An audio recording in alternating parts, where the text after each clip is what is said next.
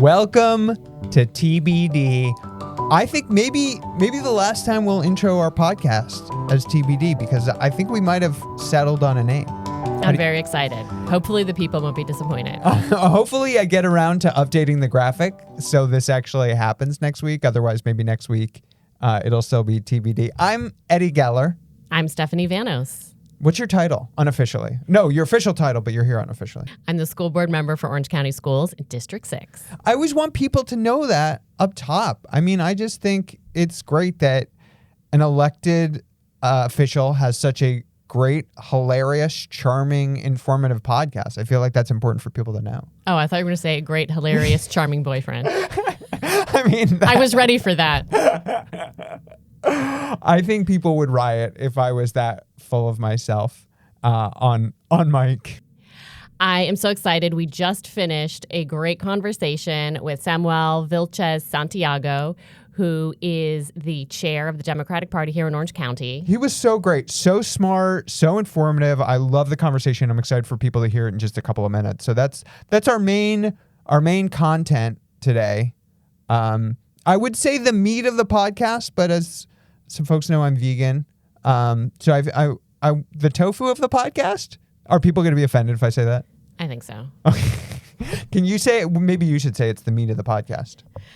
Will Samuel be offended if we refer to him as the meat of the podcast? That's the question. I don't want to go into thinking Samuel as meat. He is a human being, a very lovely, smart, inspiring human being. I'm just looking across this table at the eye drops that are on your desk. What's going on with the eye drops, Eddie? Well, I've had some issues recently. Okay, so I had cataract surgery in 2021. No one knows exactly why someone so young and so handsome and so funny got cataracts at such a young age. But I did. I had cataract surgery, and I got really glasses kind of for the first time. And only recently in the last week got fitted for contacts. So I've been trying to get used to them. And it's been a rough go so far, to say the least. I'm not very good at getting these contacts in my eye. And then the other night, I put in contacts before going to play. I play beer league hockey, and I went to play hockey, and I had the contacts in. It was actually really nice because I haven't played before. Because I don't play with my glasses. So my first time having like kind of vision correction while I was playing hockey was great. And then I took a shower after the game and then got home and got one contact out. And then I couldn't get the left one out. I was like, oh my God, did it just like come off after the game? And then, and you came over and you're like, I can't tell if it's out or not. And I'm like, I think it might have come out. And so long story short, I found out 48 hours later that the contact was still in my eye. I had to go to the eye doctor for them to tell me that it was still, in fact, in my eye after 48 hours. These are, of course, daily contacts. So not the best start to me having contacts. But you know what? It's hard. It's not natural to have your finger like come at your eyeball and then stick your finger in your eyeball. That's just not natural. So it's hard to get used to. You're so kind. Well, you're great at it. Well, because how old am I? I'm 46 and I've been wearing contacts since I was 11. So it's been a long time since I've been using them. But I remember learning, I was in 6th grade, I think, and I remember sitting in the eye doctor for an hour trying to get the contact in my eye. So it's not easy. But I love that you're not giving up. We're going to keep working on getting those contacts in and out. I try to like encourage you, but not pressure you. You're very great at that. I feel very encouraged. All right. This is some great contact talk. And we do want to get to the interview in a moment, and we'll put the timestamp in there if you want to skip ahead. But I do want to give a couple updates on some stuff we've been talking about recently. We did our last week's podcast. We talked about possible cuts to Medicaid, cuts to public education. Those are all still on the table. However, as of the recording of this podcast on Saturday afternoon, the 17th, Republicans failed to get the bill out of committee because some uber conservative Republicans, which is even weird to say in this day and age, actually revolted against the bill, didn't vote for it because the cuts to Medicaid weren't deep enough. It's hard to fathom, and I've been doing some work for my actual job on this, and it is these cuts to Medicaid, if they go through, are going to be so heartbreaking, so devastating to so many people. So the fact that they weren't deep enough for some of these Republicans just kind of tells you everything you know. But keep an eye on it. Keep watching. Keep letting your member of Congress know if you're in those swing districts that you want to see no cuts to Medicaid, no cuts to public education, no tax breaks for billionaires. So keep an eye on that. I'm going to throw to Steph for some state updates. Yeah, so we were talking before about the Florida budget and the potential cuts to the advanced studies classes, the AP, the IB, dual enrollment, CTE. And what we have learned is nothing. The budget has not been approved. They're not close to agreement, and they don't plan to discuss it until after Memorial Day. So we are sort of waiting on information for when that budget conferencing is going to start so that we can ensure that we have our students and our parents and our stakeholders ready to go to really to share their stories about why funding and keeping that add-on funding for these classes and programs is so important. So we will keep you updated. And again, you can get the latest updates from my Instagram page, which is Vote Vanos. And my Instagram is @GellerEd. I am not as informative as you are, but you should still follow, kind of see what's going on in my life. Okay, before we get into the interview, you actually have a friend who told you something really lovely the other week. Do you want to tell us? Oh, well, we were actually talking about this a little bit in our conversation with Sam, just how, sometimes people, there's so much going on right now that people are kind of tuning the news out, and they're just sort of saying it's overwhelming, it's so bad, I just can't even watch it anymore. So I had a friend tell me last week, love you, MG, that she gets her news from the podcast, and that's it. So I feel now pressure that we need to be providing more news on the podcast.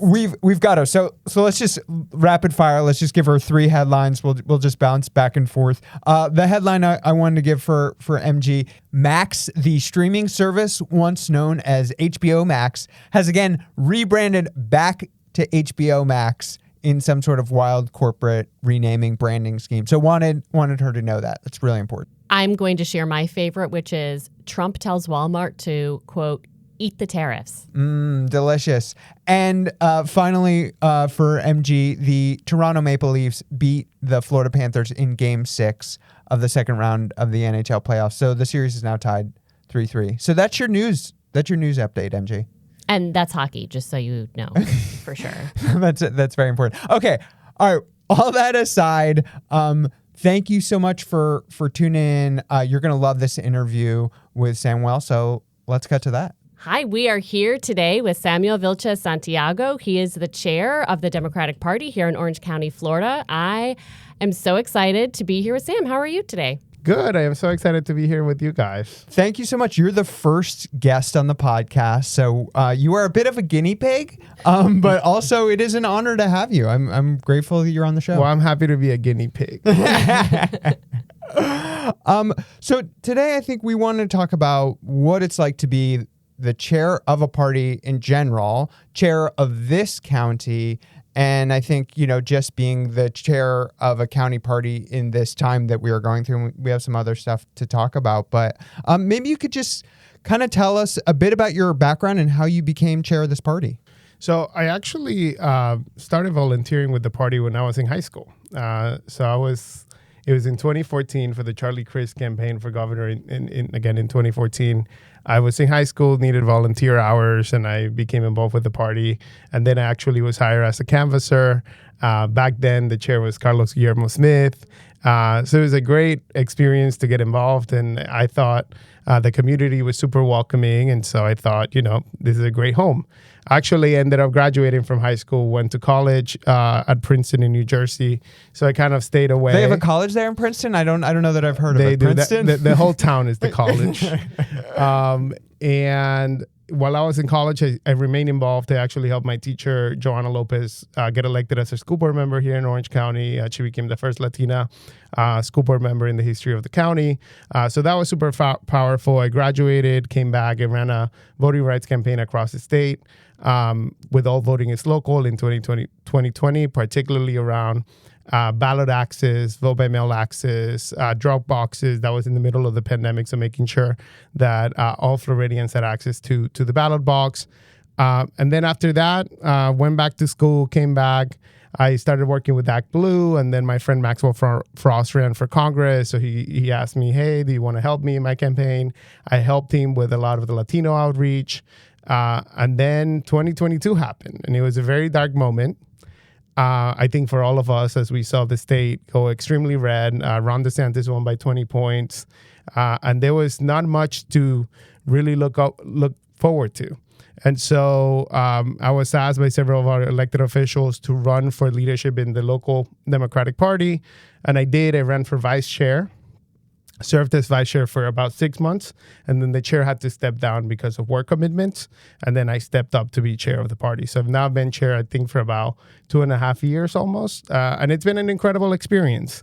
I think I'm lucky to have a great team here in Orange County. It's a diverse team that has a lot of experience, but also energy and youthfulness.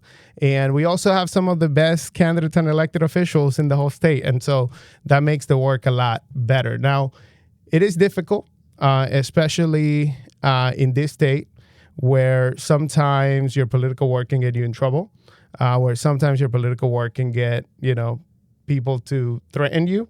But I think we have realized here that we have to come together to elect Democrats, because that's our theory of change. Very simple. We elect Democrats so they can go on to pass policies that can improve people's lives. So last cycle, we knocked on about 400,000 doors collectively here in the county, and we actually, I think, did pretty good. We won about 29 of 35 races that were on the ballot in the county, and we flipped 4 seats from red to blue, despite the fact that there was a massive red wave that happened in Florida and across the country. And so as I look forward to the 2026 election, we have an incredible opportunity at winning up and down the ballot, our school board seats, our city commissions, our county commission, our state legislature. We have we have 5 competitive races here in the county.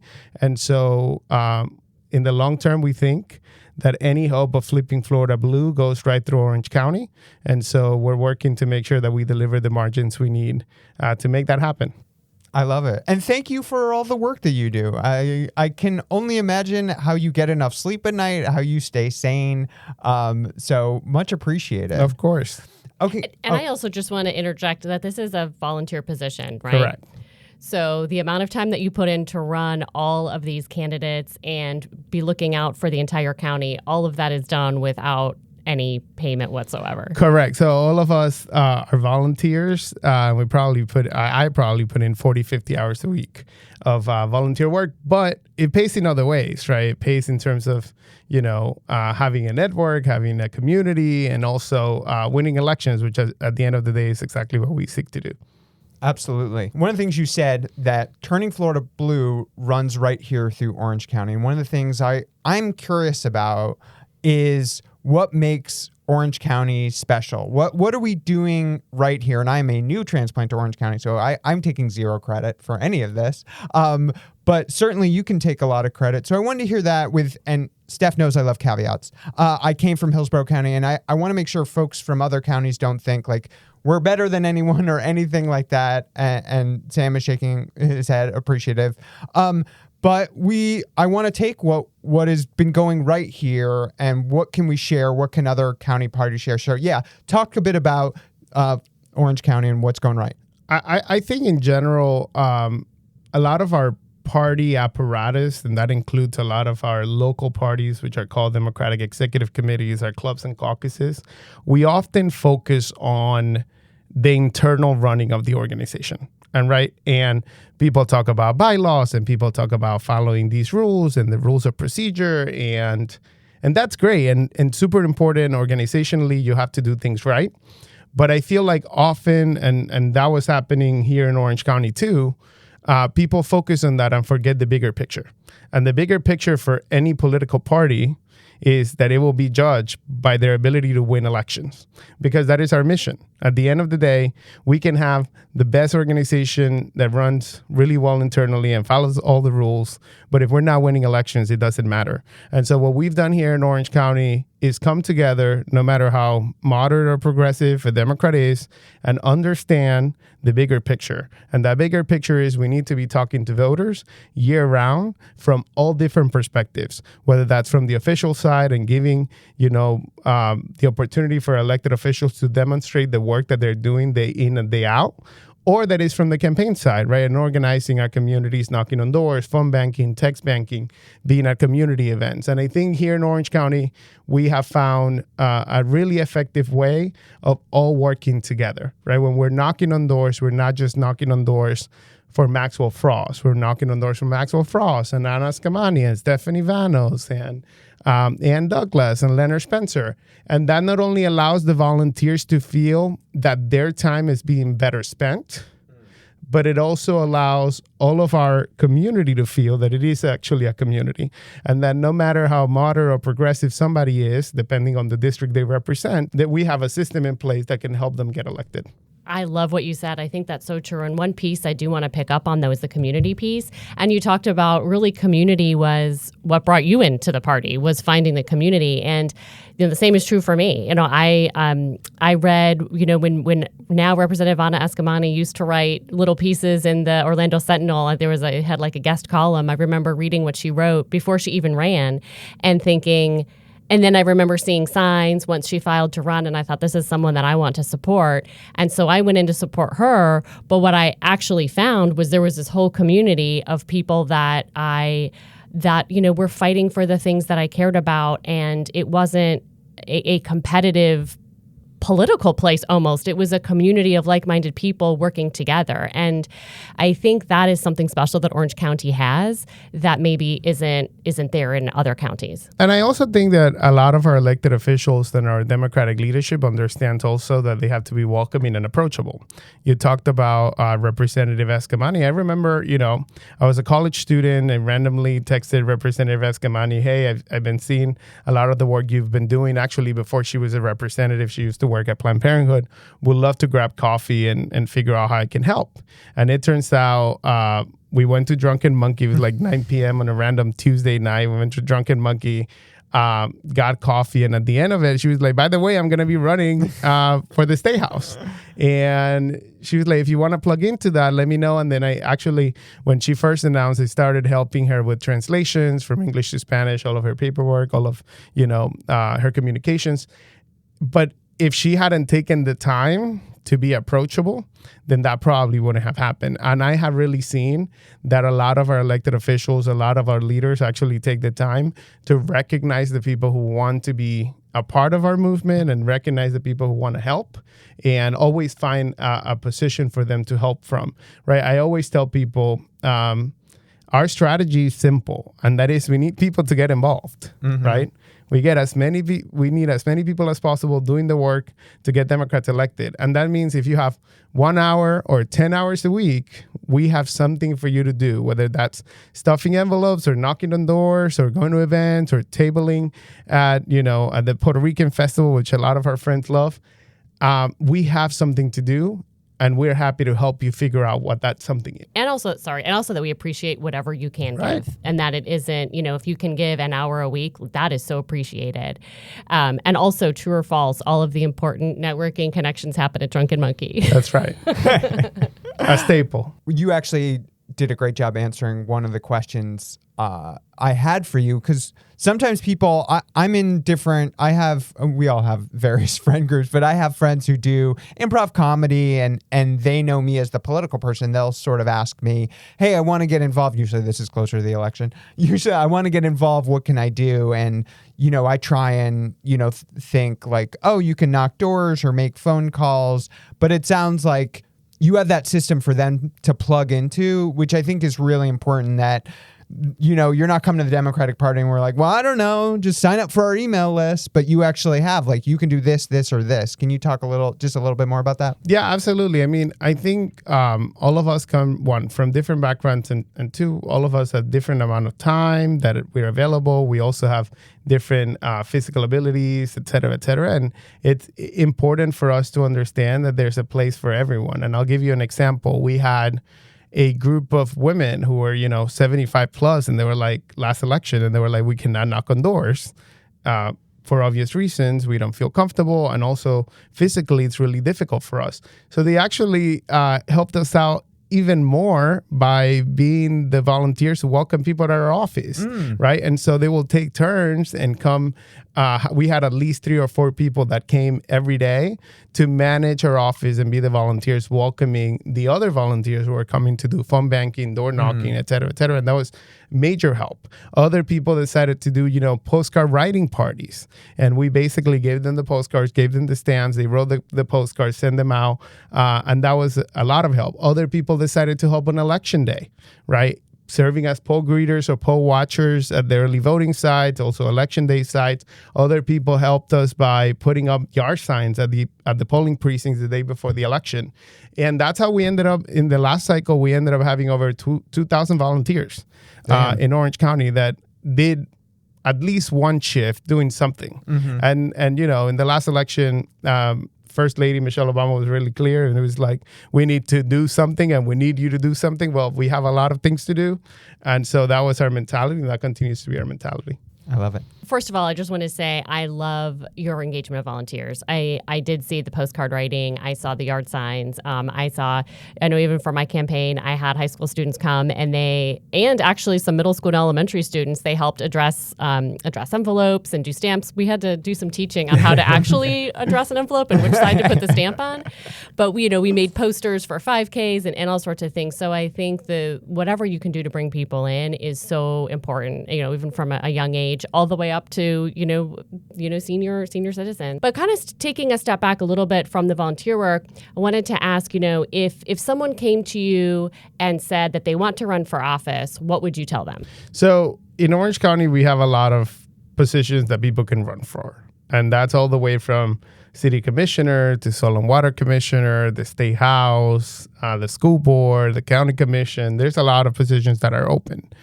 From our perspective, we want to win elections against the Republicans, right?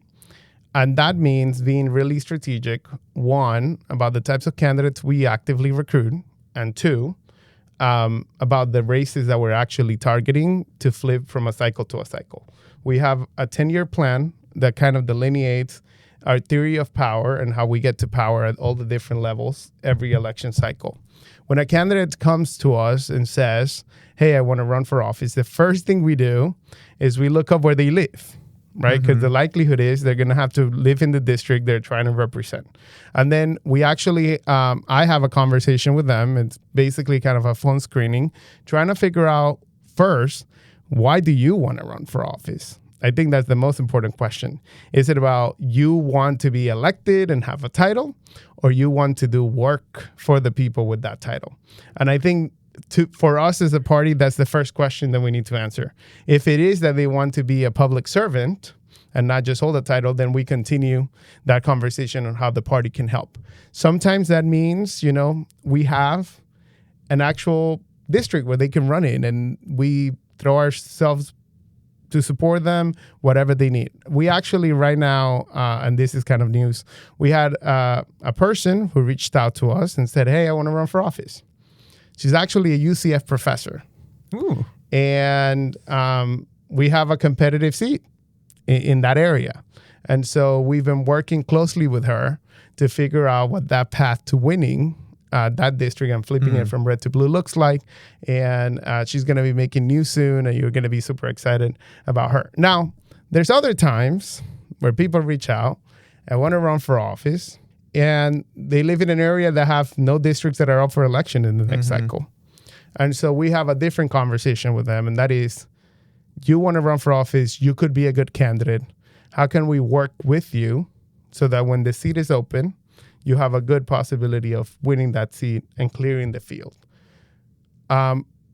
Although primaries are critical to the democratic process, whatever possible, especially in our target districts, we prefer when we have a clear candidate that we can all get behind really early on.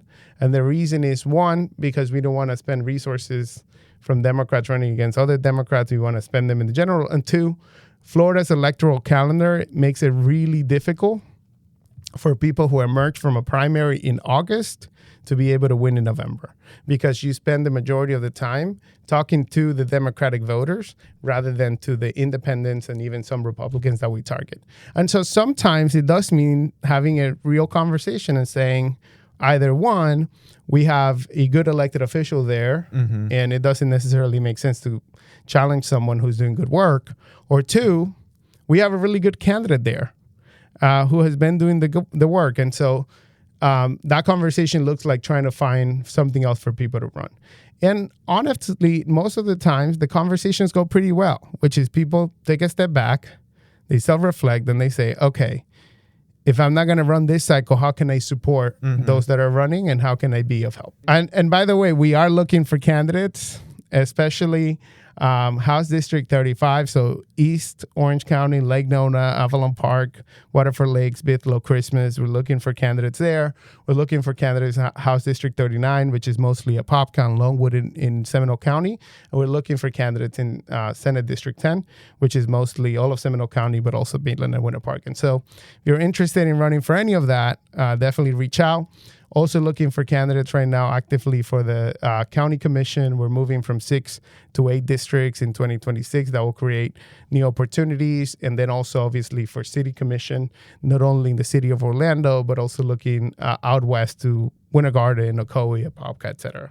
And we'll put your Instagram handle in the notes so people can reach out to you on Instagram if they're listening and they say, oh, I want to run. I live there. I could be a good candidate. They can send you a DM. Yep. And this is a good moment to run. Yeah. Because there's a lot of energy, and also because a lot of people understand that that we need to protect our democracy. And Absolutely. Sometimes that takes regular citizens stepping up to say, I'm going to run to be a public servant, and I'm going to defeat those that are seeking to destroy our democracy. And I think that's something, maybe a fear that some people feel is, well, I'm just a regular person. How is it that I could run for office? And so what do you tell people who, might say to you, I really want to make a difference and I want to be involved, but I'm just a regular person. How would I go about that process? My biggest advice to people who have never done politics before is to help in a campaign. Because I think once people help in a campaign, they understand the humanity of the candidates and of those running the campaign. Because for the regular public, right, who probably grew up seeing soap operas or TV shows of what politics actually is, that gets, showcased in those shows is far from reality. But a lot of people see it that they don't have a role to play in that type of politics. But if you actually help in a campaign, especially a local campaign, a small campaign, you'll know that most of the times we're figuring out as things come, right? And you also know exactly what type of work and what type of commitment it takes to actually run and be effective. Also, it helps to feel ready. If you're just a straight white man, then you automatically feel like you are qualified to run for office. Maybe a little self-reflecting happening here. Steph, how many times does it take to ask for a woman? Does it take for a woman to be asked to run? So I've heard it takes 7 times. You have to ask a woman 7 times before she runs for office. I can confirm it took more than 7 times for me. But I will say that whenever I go talk to students, I will tell them sometimes it takes 7 times. I was talking to the Girl Scouts a couple of weeks ago, and I said, I am asking you to run for office. You're in 5th grade. This is the first time that someone is asking you. So, hopefully it keeps adding. And by the time they're young adults, they're ready to go. Don't accuse the Orange County Democratic Party of not working hard to recruit. You heard it here first. Stephanie Vanos at the Girl Scouts recruiting for candidates. So we're starting early. That's our 2050 plan. It was, of course, in a nonpartisan way. Obviously. Well, you're here unofficially. I'm here unofficially. It was in a nonpartisan way. Just run for office. Just run for office. This is a selfish question. Tell me about meeting Stephanie and what made Stephanie a great candidate and what made her so great as a member of the school board here in Orange County. This is not on the outline. This is not on the outline. But so I actually don't remember meeting Stephanie the first time. It was probably at an event. Where we met. She was really involved with the Democratic Public Education Caucus. She was, I believe, president of the state, the VP, vice president of the state Public Education caucus. But I do remember when Stephanie came, and it was Stephanie and Scott Hodenstein. They came and they were like, Stephanie's thinking about running for the school board.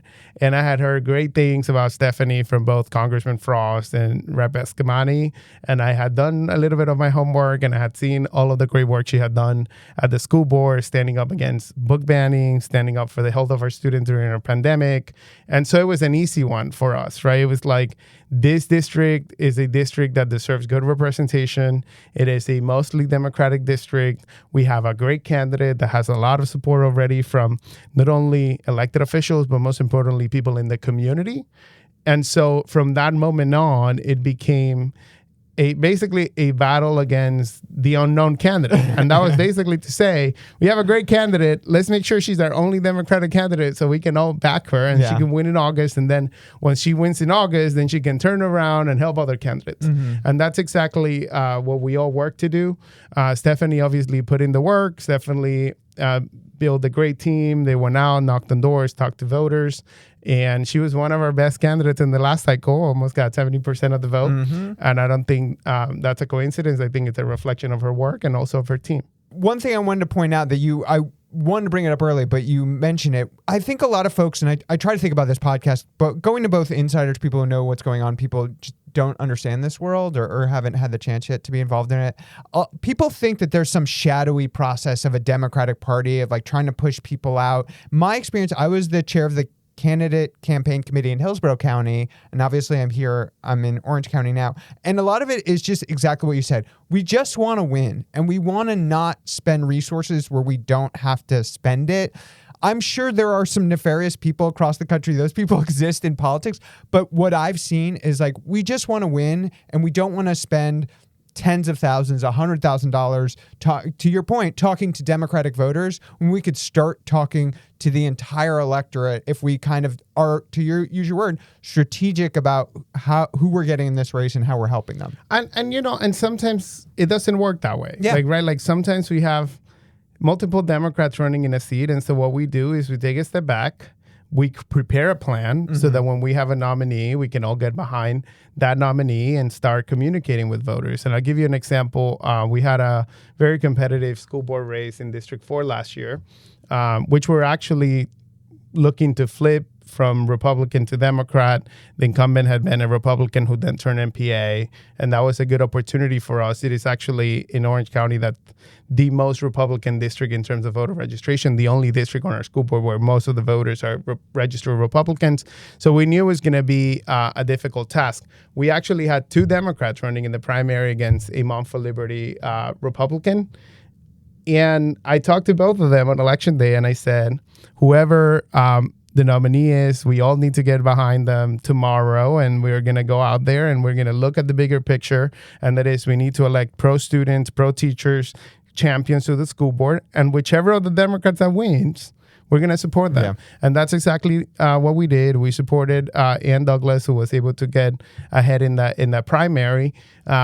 We put up a great team to help her, but we also invested probably about $60,000 to get her across the finish line. And Ann Douglas won by 17 points in a district that Kamala Harris won by 3 points. And it was because we were able to be out there and had a plan already for that candidate to come in and basically run the rest of the race with them. And so, yes, in most of the cases, we prefer there not to be a primary, especially when we're targeting Republicans. But if there is a primary, we stay neutral, and then we back whoever our voters decide is the nominee.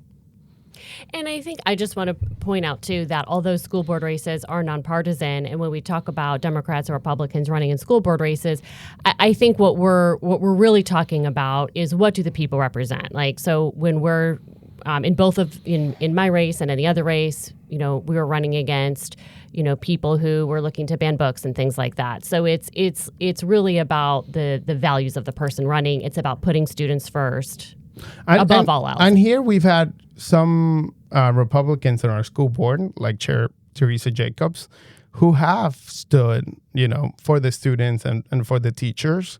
And so in those cases, we're not necessarily actively attacking them. And so at the end of the day, it's about the values of those candidates that are coming up. And sadly enough, sadly enough, it does seem that a lot of the candidates the Republicans are putting up, especially for school board seats, are people who are not necessarily preoccupied with benefiting the students, but mostly advancing an ideological agenda to ban books. And what I always tell people is the book banners have never been on the right side of history. Mm-hmm. Okay, Steph has another 7 years or so on the school board. After those 7 years are up, what do we? Steph is so embarrassed right now. I wish we need a video podcast to see Steph's face. What are we running Steph for in 7 years? So I think we should start sending Steph to Iowa at this point, South Carolina. Let's just get her name ID up in those early states. What do you think, Sam? Well, hopefully between now and then we elect a Democratic governor, and then maybe Steph could be our next Secretary of Education. Oh my gosh, that would be beautiful. There you go. Actually, I did want to ask, just kind of talking about more state politics. I saw that Nikki Fried, who's the chair of the Democratic Party for the state, kind of floated something out there about having like openish primaries. Have you read about that? And I'm just curious your thoughts on that. I'm still trying to figure out where I stand on the issue. I think open primaries in principle are a good idea, right? And we have examples from all over the country in which open primaries allows for more people to participate, and that's usually good for democracy. However, I think in terms of implementation here in Florida, I am a little bit concerned, and I'll tell you why from two different perspectives. The first one, we have seen that the independent voters who participate in primaries tend to be less diverse than the independent voters overall. And what that could do to a Democratic primary, especially since we have a lot of majority minority seats and also minority access seats, it could make the electorate not necessarily represent the electorate of the Democratic primary, because you're bringing in a group of new voters, mostly white independent voters, who will now have a say in a Democratic primary in a majority minority district. And then that becomes a little bit more difficult in terms of ensuring that we have a diverse representation of our elected officials. That's one. And then the second one is, and this one really worries me a lot, especially here locally, that we are now seeing corporate powers, namely Elon Musk, threaten a lot of our elected officials that they're going to primary them, especially the elected officials who are in safe Democratic seats. And so what that could do is, say you have a more moderate Democratic candidate running against a more progressive incumbent Democrat. If you turn out enough of the conservative-leaning MPAs in an open primary, that could get that moderate Democrat elected over the progressive Democrat. And so I think, although it is a good idea in principle, I think I have to see how it will be implemented. But I am a little bit concerned about those 2 points. Yeah, I'm curious to see how the discussions shake out and how we talk about this in the coming months. Now, I do think, and this is a point that's been made, I do think it will probably help us in a lot of those August elections where a lot of the school board elections are up. And that's primarily because, we will probably get more Democratic-leaning independents to come out and vote. And obviously in those nonpartisan races, that would be helpful for some of our candidates. And that in Orange County, that's school board, that's county commission.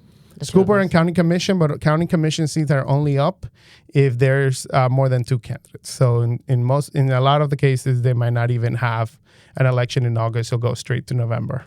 Got it. Okay, one other thing I want to bring up. I want to move away from sort of county local politics and talk more national politics. You wrote this great op-ed in Teen Vogue titled "Democrats Have Lost Ground with Immigrants. Under Trump, They Need to Fight for Them." Your closing quote of this is, "If Democrats want to win the future, we must be unapologetic. Immigrants belong." I love it. Can you talk to us about why you wrote that and what you had to say in that? So I came to this country as a refugee from Venezuela. My parents had to actually escape political persecution. When we came here, we were lucky enough our asylum process was approved in just 3 months. We got here June 2010. September 2010, we already had our asylum approved. Eventually, we became U.S. citizens. When I was in high school, the reason I became a Democrat and I actually volunteered with the Democrats is because Democrats had a very clear plan to provide a pathway to citizenship for dreamers, asylum seekers, and undocumented folks, that had no criminal record. And I saw that with President Obama in 2014 when he advanced, DACA and DAPA to provide some relief for students. I saw it when Hillary Clinton ran in 2016. And then obviously I saw it again in 2020 with President Biden, where immigration was the main focus. They actually worked closely with the Biden administration to advance humanitarian parole for Cubans, Venezuelans, Nicaraguans, and Haitians, and also the TPS redesignation for a lot of the countries. Sadly enough, though, despite the fact that Democrats have led on a lot of pro-immigrant policies and Republicans, on the other hand, are promising mass deportation, if you look at the trend from 2020 to 2024, half of the voters that moved from having voted for President Biden in 2020 to Trump in 2024, half of those voters were naturalized citizens. And obviously, the polling has shown that, among some of the naturalized citizens, the views on immigrations are varied. And some of the Democrats have now taken that to mean we must do the same thing the Republicans are doing on immigration. Boo. And that is providing a hard line against immigration and basically a mass deportation light type of approach to the issue. And I think that's going to be really problematic for our ability to win elections. And that is because immigrants don't necessarily want mass deportations. If you look at the polling, all of our polling, not even, American-born citizens want mass deportation. And when you start talking about the people who are being mass deported, when you start talking about the fact that we have spouses of U.S. citizens being deported, we have kids being deported, we have people who have been here for 20, 25 years being deported, people who went to American universities and got their degrees and now are being deported to provide that talent elsewhere, then the American people start turning against that. And they say, no, that's not what we want. But if we don't have a Democratic Party that can make that case against the Republicans, and the Democrats just say, we're just going to say what the Republicans are saying, but in a nicer way, those voters are never going to come back to us. And the point I was making to a friend, and actually got taken out in the final piece because of word limit, is Republicans are winning these naturalized voters and these immigrants while they're promising mass deportations. They're basically not even trying. Yeah. And so we have to understand and figure out what we need to be saying, how we need to be saying it in order for us to get back a lot of these voters. And that is particularly the case here in Florida. There is no reason why we are losing the Hispanic vote in a state in which the Hispanic vote is basically formed by naturalized citizens from Colombia, Venezuela, Brazil, Cuba, you name it. And we have to look internally and we have to say we're going to go fight for those votes in the same way we fight for any other vote. Do you think we get those voters back because they see what is actually being done? In other words, I'm guessing they didn't vote for Trump because he had these policies. It was just they were okay with them because maybe they agreed, they felt themselves aligned for some other reason. So now that we see what's happening, do you think that brings people back? A lot of them voted for Trump in spite of his immigration policy, right? And a lot of the conversations I had, especially in the Venezuelan community, which in 2016, Venezuelans in Florida voted 75-25 for Hillary Clinton. This last cycle, it was probably the opposite for Donald Trump. But the conversations I had was, one, that is not the issue that affects me the most right now. The economy is the number one issue, and I don't necessarily think that the economy is doing well, and so I'm going to vote for the opposition party. Two, he's not talking about me. Yeah. And I heard that over and over and over again. I think the Republicans had been very effective at double speak. Yeah. And that is to say, the majority white crowd, nationalist crowd, you say, mass deportations, and they understand that to mean for all. But then somehow you add the caveat of saying for criminals. In their mind, if you overstayed your visa in this country, you're automatically a criminal. Yeah. But for most of the immigrant voters and the Hispanic, especially in the Hispanic community, they don't see that as a crime. They don't see that as they're committing a crime. And what we have seen over the last 4 months is that definition of quote unquote criminal is exactly what they're utilizing to deport people, right? Like you get stopped at a traffic stop for not making a stop sign, making a stop at a stop sign, and you can automatically be deported for that. And they're saying that's the crime you committed and that's enough to deport you.